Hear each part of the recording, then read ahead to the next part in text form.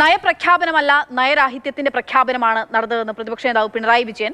കൃത്യമായ കാഴ്ചപ്പാട് നയപ്രഖ്യാപനത്തിലില്ല. കേന്ദ്രത്തിൽ നിന്ന് ചോദിച്ചു വാങ്ങേണ്ട പല കാര്യങ്ങളിലും മൗനം പാലിച്ചു.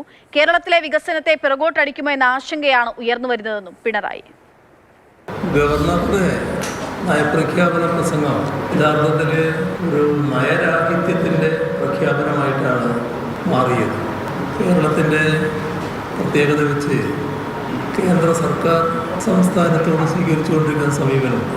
അപ്പോൾ അതുമായി ബന്ധപ്പെട്ട് കാര്യങ്ങൾ നയപ്രഖ്യാപനത്തിൽ ഉണ്ടാകേണ്ടതാണ്. അങ്ങനെ നോക്കിയാൽ പറയേണ്ടത് പറയാതിരുന്നിട്ടുണ്ട്. കുറേ കാര്യങ്ങൾ കേന്ദ്രത്തിൽ നിന്ന് ചോദിച്ചു വാങ്ങേണ്ടവയുണ്ട്. അതിനെക്കുറിച്ചെല്ലാം മൗനം പാലിച്ചതായാണ് കാണുന്നത്. ഇത് സംസ്ഥാനത്തിന് അർഹതപ്പെട്ടതും അവകാശപ്പെട്ടതുമായ കാര്യങ്ങൾ നഷ്ടപ്പെടാനാണ് ഇടയാക്കുക.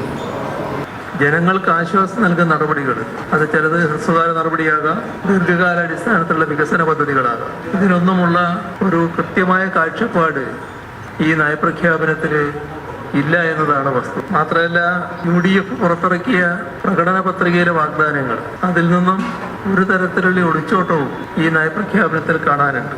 ചുരുക്കത്തിൽ കേരളത്തിന്റെ വികസനത്തെ ഇത് പുറകോട്ടടിപ്പിക്കുമോ എന്ന ആശങ്കയാണ് ഉയർത്തുന്നത്.